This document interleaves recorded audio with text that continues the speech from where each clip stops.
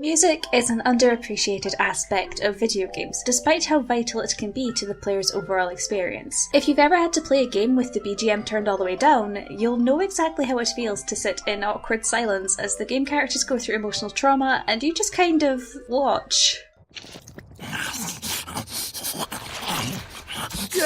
Mason!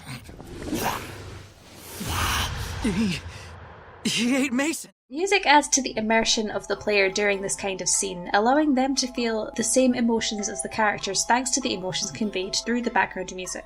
One way in which video games utilise music to convey emotions to the audience is through motifs. Motifs are musical ideas which are repeated over the course of a single piece of music or a series of compositions. In games such as Tales of Zestiria, it isn't uncommon to hear a few songs arranged on the same idea. This is often the case with battle themes, for example. But it's never something done without consideration. After all, arranging pieces on the same motif can have drastic effects on the emotional impact of the piece of music, all depending on the nature of the arrangement and the situation to which it is applied. In this video, I want to talk about some ways in which motifs are used in Tales of Zestiria's soundtrack, and the effect which these have on the way the story is told and how the player experiences it.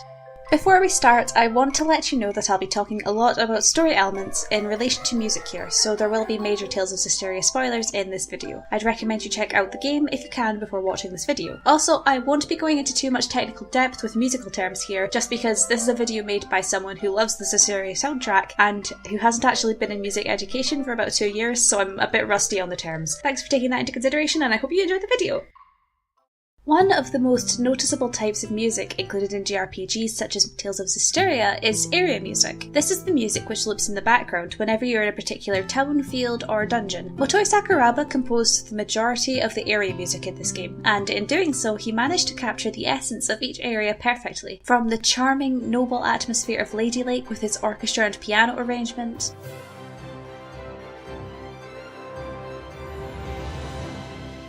to the lively, unique rhythm of Lastenbell's folk music,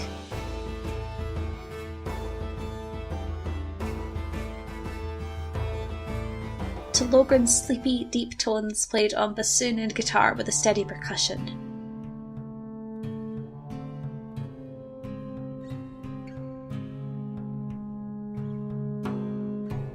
All of the areas feel like different towns, not only because of the visuals, but because of the music. Area music enhances world building, which is why changes in it can be vital to how the story is told. Our first instance of changing area music comes in Marland.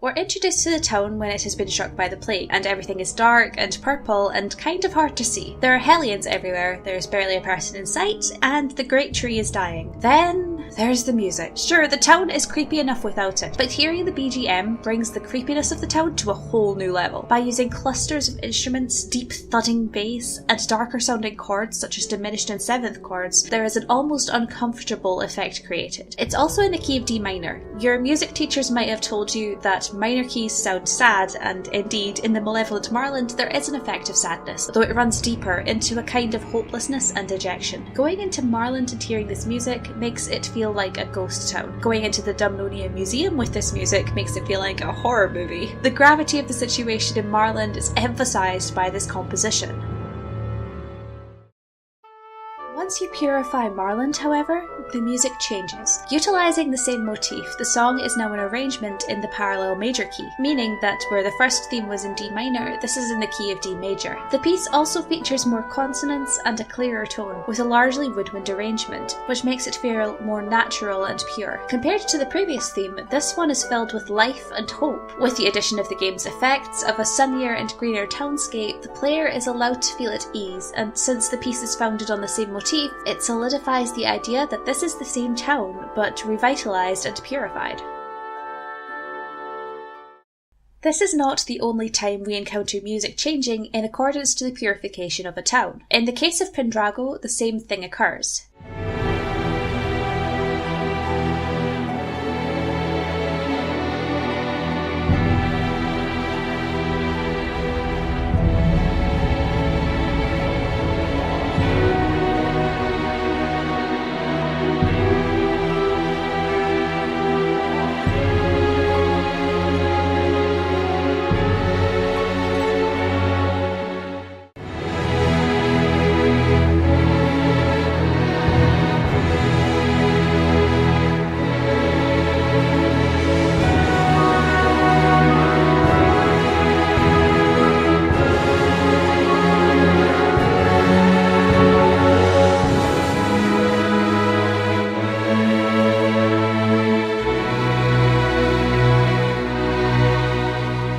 When we first arrive in Pendrago, the outlook is bleak. Having just come through the drizzly Perlitz pasture, we reach a city once known as a bustling capital, which now scarcely has a soul in sight. The rain continues and the sky stays as grey as a slow, solemn string section plays what almost sounds like a death march. While the strings and bells still create a regal effect, the minor tonality creates the impression that this place is no longer an honourable capital of Roland's, but more a capital of despair. Especially when you compare the music in Pendrago at this time to Glastonbury, you can see the stark difference between Roland's key cities.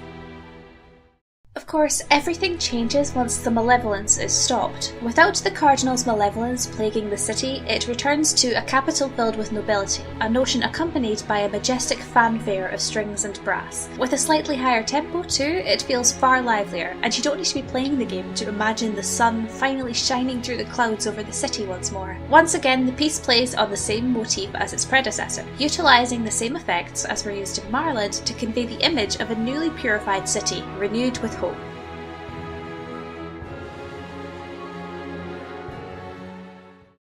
Later into the game, we find an interesting subversion of this musical idea, though it begins before we reach Pendrago, Marland, or even Lady Lake. It begins, like everything else, in Elysia.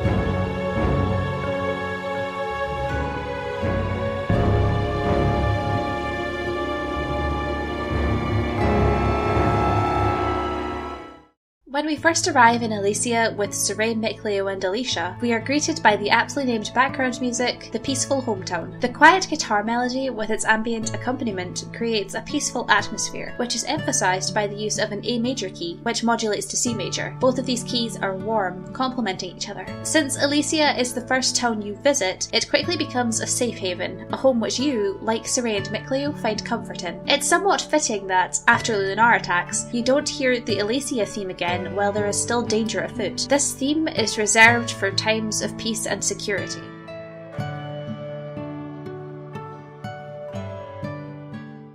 Which is why the change of Elysia's music is all the more effective. Once Malevolence encroaches upon Elysia late into the game, the area music changes to a dark, minor key arrangement of our nostalgic hometown's theme. The name Crumbling Peace is only part of what makes this change so heartbreaking. The theme utilises the same structure and motifs as the first theme, but now with the same effects which made Marland and Pendrago's first themes feel so full of despair and hopelessness. A slower tempo, a minor key, thudding percussion and dissonance, and the languid strings tying everything together. The safe haven we once knew becomes a place of danger where fear and despair rule. There's nothing quite like exiting the Aroundite Forest to hear this music, seeing the dark grey skies and the Hellion awaiting at Elysia's gate. The player is forced to watch, alongside Serae and Micleo, as their hometown is destroyed by the force they've been working so hard to eradicate throughout the game.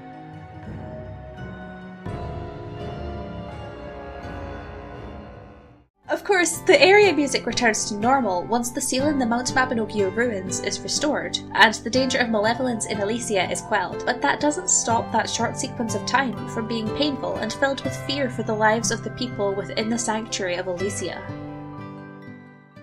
There are, of course, area themes which do not change, and yet still leave an impression upon the audience. 4 of the most prominent of these are the Trial Shrine pieces, composed by Go Shina specifically for their associated areas. Each one is arranged on the same motif, adapted to fit the situation of each trial.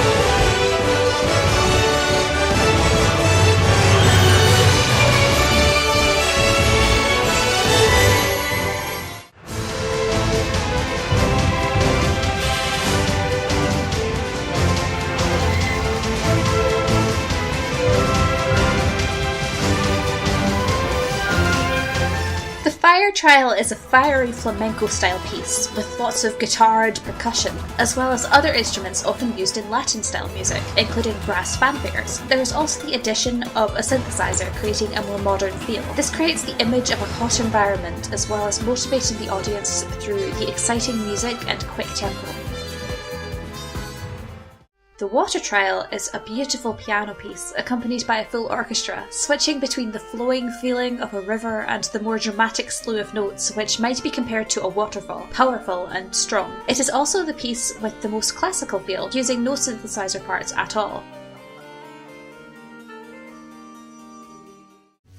The Earth Trial utilises a female soprano alongside a larger chorus and orchestra, using forceful percussion and syllabic word setting to create a powerful and somewhat mystical piece of music. It also mixes in a large synth section, creating once more a more modern tone which fits well with the deeper tones of the Earth.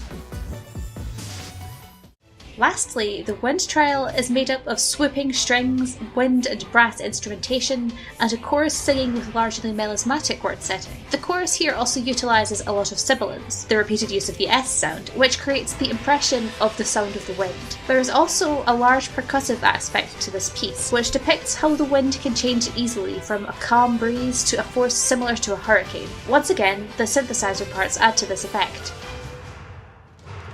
These pieces are masterfully composed, with their individual differences complementing perfectly the situations for which they are used. Their similarities in the motif on which they are all based adds to the storytelling aspect, as it links the 4 shrines together as tests all created at around the same time for the shepherd to overcome. The epic feeling of each piece also adds to the feeling of the trials, making them seem more like amazing feats simply for how the music sounds. After all, these are certainly some of the most impressive compositions on the game's soundtrack.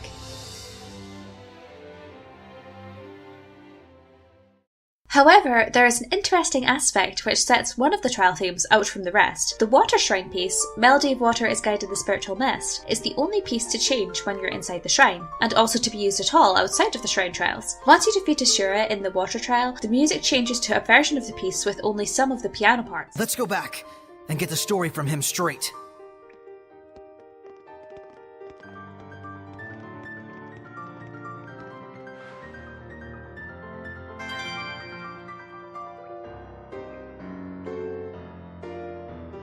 Perhaps alluding to how, though most of the trial is past, there is still something left for them to overcome in the Trial of the Spirit, which Altul presents to the party once they return downstairs. As for its other usage, the piece only plays one other time during the game, long before the shrine trials are even introduced, during the argument between Sorey and Micleo at the Galahad ruins, when Micleo finally becomes Sorey's sublord. You're right. I am stubborn as a rock. Huh? I admit it. I'm hellbent on becoming a sublord. But there's something important that you don't understand! I do understand! I just didn't want you to get involved! Get over yourself. It's fitting that this occurs in a setting which includes a waterfall and which is close to the Lefay shrine trial. As Micleo argues his point, it becomes almost an extension of the Shepherd's trial. Sorey faces his first unofficial test of the spirit, as he must understand that he can rely on his friends, particularly the one friend he's known all his life and who has been at his side all this time, not out of obligation, but because he wants to be there. Before Sorey can truly face the Shepherd's trials and show that he is worthy of the Shepherd's power, he must understand that to be the Shepherd is not to push people away, but to allow them to help him on his journey. Many other aspects of the story involve musical motifs which change for certain story events. One of these is the Sparrowfeathers theme, on which another piece is based. That piece being the one protected by the wind, which plays only twice during the game, during Dezel and Rose's final conversation, and when Rose passes on Dezel's final words to the group.